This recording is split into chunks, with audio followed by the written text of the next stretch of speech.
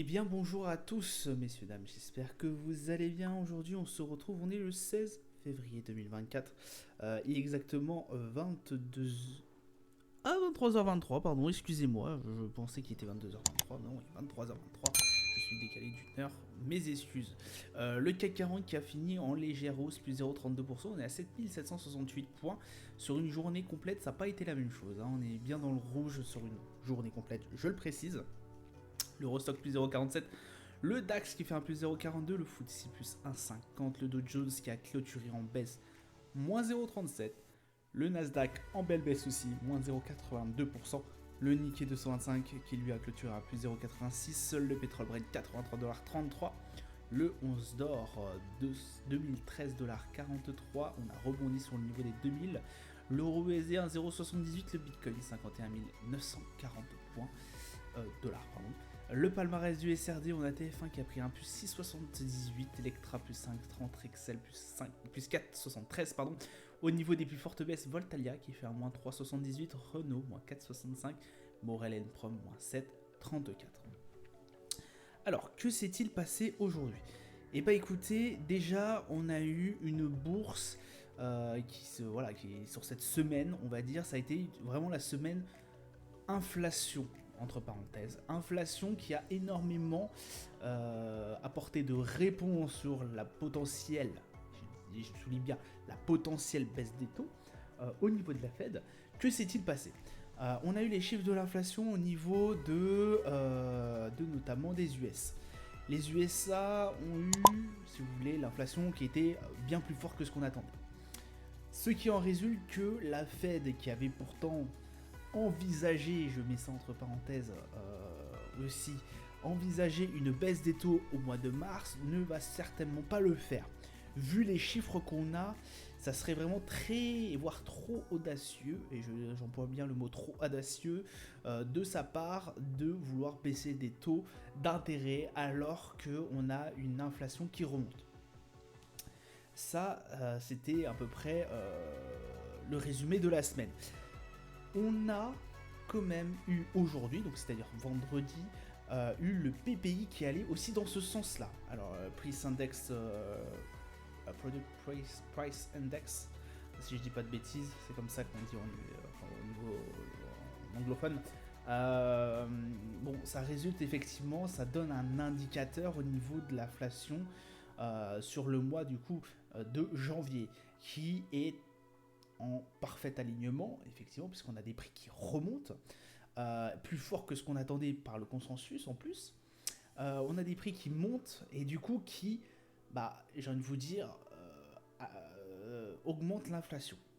Je vous refais pas le schéma, je vous l'ai refait je sais pas combien de fois, mais forcément, on a des indicateurs économiques à l'heure actuelle qui montrent que l'inflation est en train de reprendre un peu. Ça serait vraiment très audacieux de la part de la Fed de dire, écoutez, on vous a donné un programme le début fin d'année dernière où on vous disait qu'effectivement le mois de mars pourrait être une baisse de taux. Ça serait vraiment très audacieux de leur part de dire on va continuer sur ce programme-là, sachant qu'on a une inflation qui remonte. Donc écoutez, moi, en tout cas, je pense que les plus fous vous diront oui, ils vont quand même le faire. Moi, je pense très clairement, et j'ai ce discours-là depuis maintenant milieu janvier, voire début janvier. Déjà que quand j'avais regardé la conférence de Jérôme Powell à ce propos de ce sujet, j'étais clairement pas de son avis. Bah là, écoutez, voilà, hein, on va pas se mentir, pour moi, c'est nada. C'est vraiment niette. Je ne pense pas une seule seconde, en tout cas, que Jérôme Powell va baisser en mars.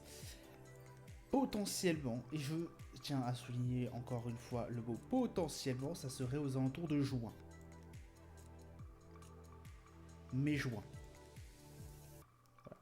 Ce qui nous laisserait en effet plus de temps et une meilleure appréhension, un meilleur regard, si vous voulez, sur les indicateurs économiques pour espérer une baisse de taux.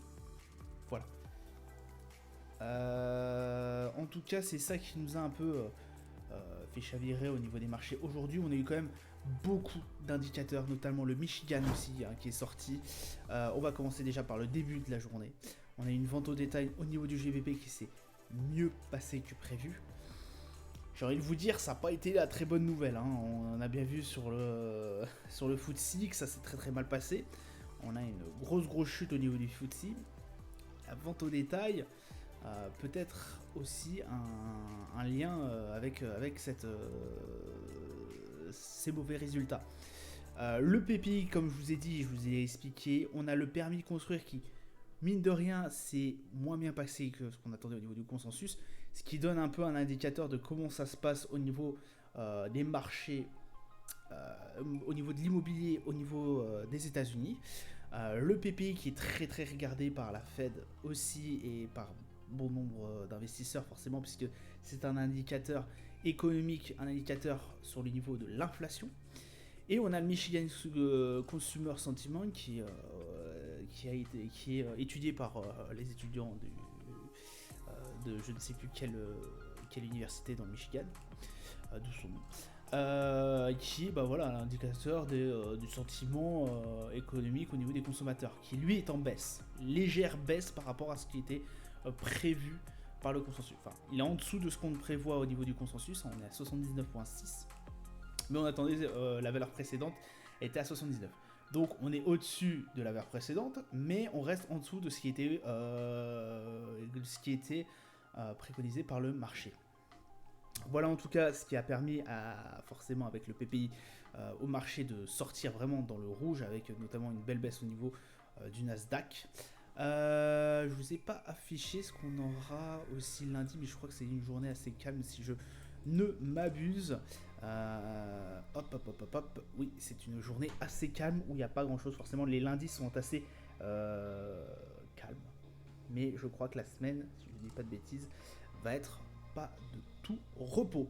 On va aller se diriger sur nos marchés et on a un CAC 40 comme je vous l'avais annoncé qui lui est en belle baisse. Au niveau du CAC 40, on est vraiment sur une baisse sur cette journée effectivement poussée par Wall Street dans une baisse. 64 au niveau du RSI, on a un MACD qui reste quand même sur une belle tendance haussière avec un volume qui sont assez intéressants.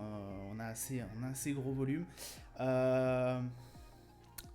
Voilà, pour l'instant, j'ai envie de vous dire, autant je m'étais un peu impressionné de voir cette remontée aussi forte et aussi énorme que ça, parce qu'effectivement, regardez, mardi, on a eu l'inflation américaine, grosse baisse, forcément avec des résultats aussi catastrophiques.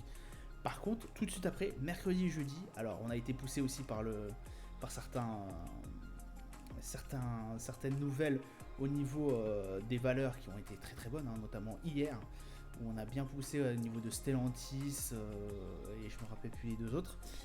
Ça a été quand même une journée assez speed, mais qui nous a permis quand même de sortir et d'aller chercher des niveaux qu'on n'avait jamais vus depuis la nuit des temps, puisqu'on n'a jamais été à ce niveau historique.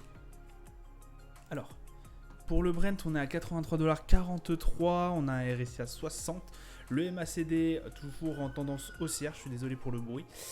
On a un volume qui reste assez intéressant, avec un RSI à 60$. Bon, ça se passe plutôt pas mal pour le Brent, une belle remontée en tout cas depuis qu'on avait touché les 78$. Je pense que possiblement les 85$ peuvent être atteints d'ici quelques temps.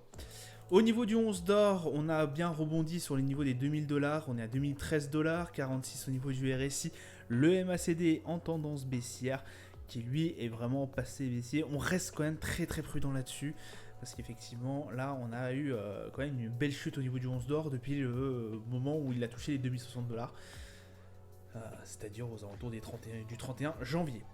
Pour le S&P, belle journée hausse baissière encore, 4000, alors encore oui et non, 4999, on était sur une belle journée haussière hier, ça s'est concrétisé même très bien puisqu'on était au plus haut hier soir, à la fermeture de Wall Street. Là en revanche, à la fermeture de Wall Street, on est vraiment sur le plus bas de la séance.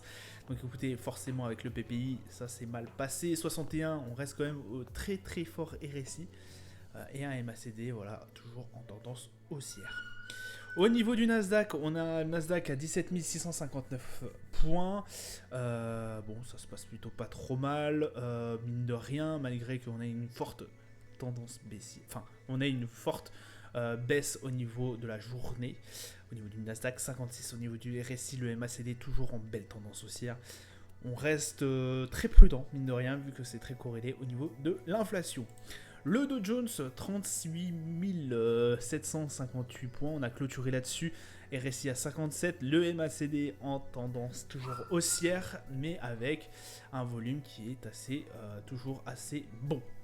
Voilà, en tout cas, ça sera tout pour moi pour cette journée. Je suis désolé pour le bruit, on est vraiment pas mal. Il y a pas mal de choses qui se passent au niveau de la maison, donc je suis désolé. Voilà, je vous laisse là-dessus, je vous dis bonne soirée, une bonne journée et bonne semaine. Ciao ciao.